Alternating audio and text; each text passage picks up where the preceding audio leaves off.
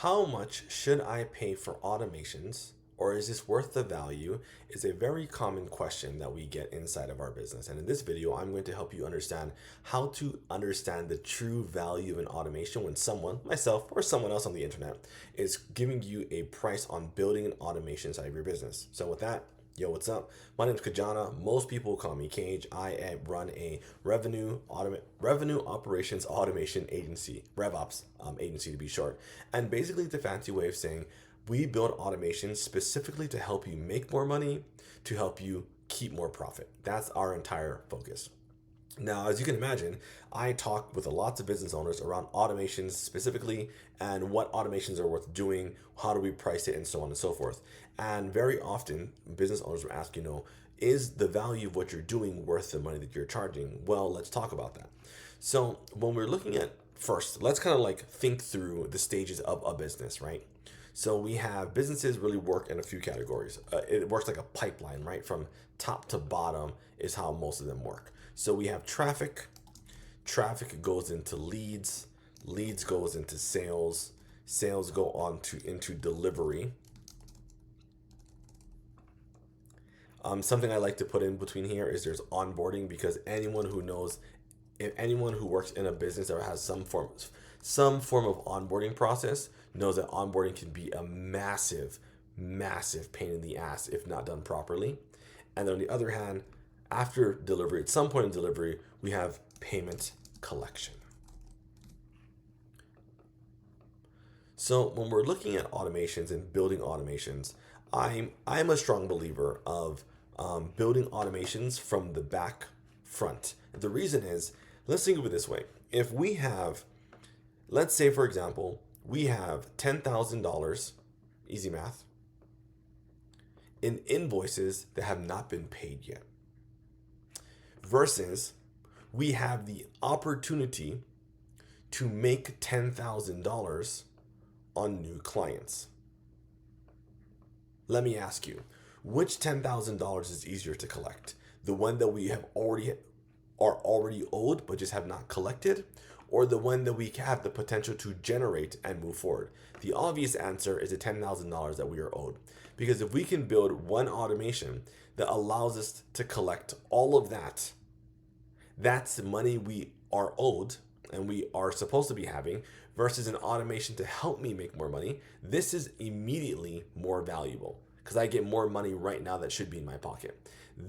Whereas on the sales side, this is about the potential, the ability to maybe be able to create an additional amount of money. So with that lens on, my personal belief is we always automate from the back up, because this is money we are owed. This is money we could be making. I always want to get the money I'm owed before the money I could be making. And then if we automate this properly, in all future instances of money that I'm owed, I will have less problems of people not paying because it's automated.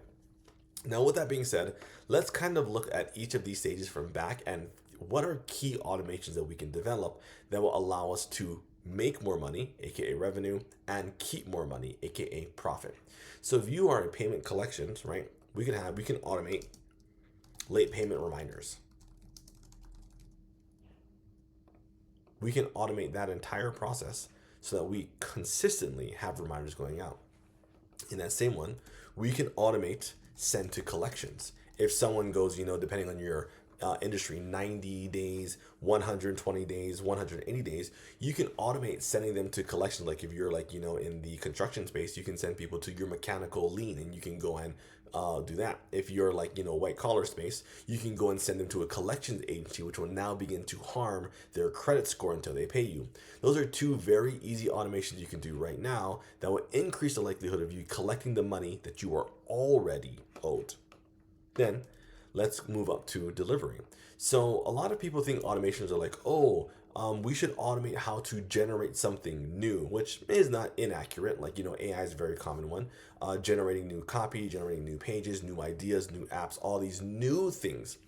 But the thing with generating new things, especially in AI is only like 80% accurate. Without lots of fine tuning, you're not going to get a really good output. In fact, you're going to get what's being called AI slop. That is, anyone can look at this and be like, dude, that's totally AI, and it has no unique factors and or functions inside of it.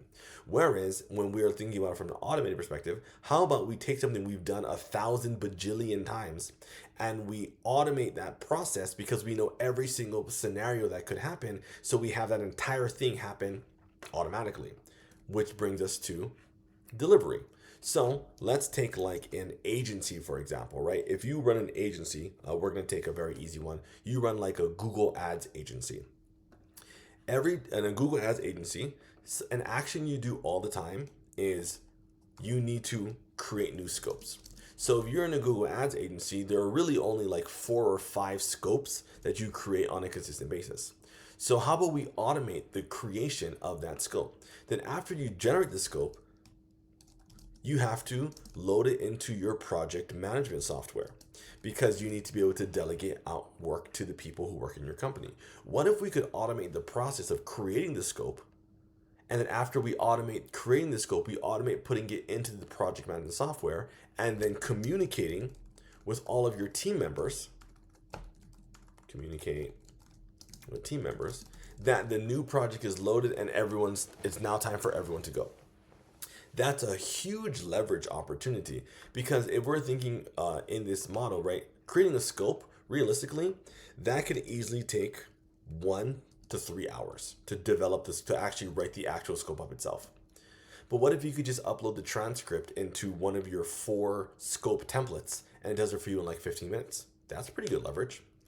Or loading into your project management software. If you're going to go and manually upload something into your project management software, if you're really good and you're really good with things like bulk uploading and you really know how to navigate those things, realistically, this is like an hour-long activity. But what if you could just take the scope and stick it into an automator that puts it up into your project management software in less than 5 minutes? And I say that example specifically because we helped a Google Ads agency to get their loading scopes into project management software down to a 5-minute activity. And then after it gets loaded up, then you have to go and post into Slack or post into whatever channel you use to communicate with team members that the new scope is ready. But what if, and realistically, depending on your model, that could be a 15-minute task. You're just like, tagging everyone in saying, hey, here's a new scope, here's the links and all that stuff. But you could also just easily set up an automation that will take that new project, add in all the appropriate links, and send an email to everyone on the team or a Slack message, depending on your communications, saying, hey, here's a new scope, here's the outline, here's everyone's tasks that are delegated, here are your due dates. And you can do that in literally 3 minutes. And again, we did this for an actual agency, so that's exactly why I use this amount of time. So if we think of it this way, we can automate what is a 4.25 hour activity down into less than 30 minutes.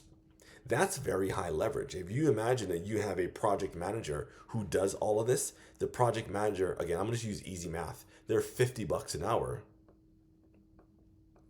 This is 4.5 hours times 4.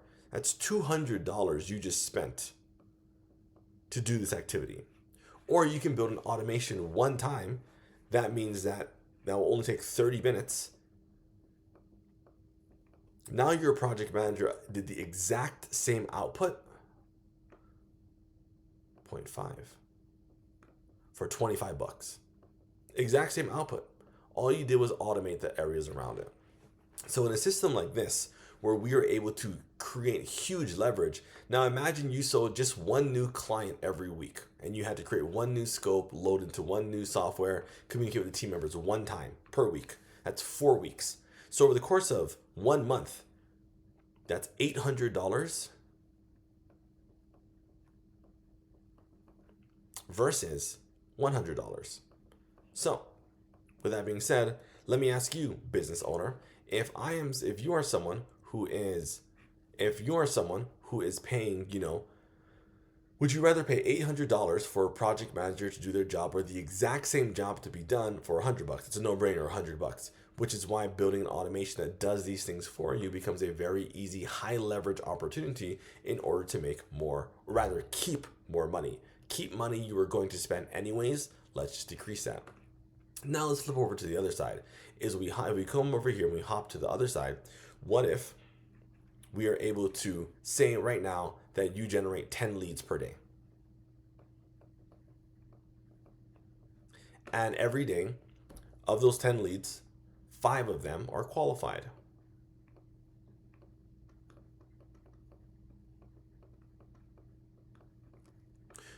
So now that means your sales rep is spending, or you are spending 5 hours on leads who are unqualified. But what if we could change that from 10 and only have 5 leads generated and all 5 are qualified? If you pay yourself $100 an hour, again, easy math, that means you just saved $500 by not being on sales calls from people who cannot buy. They're unqualified to buy from you.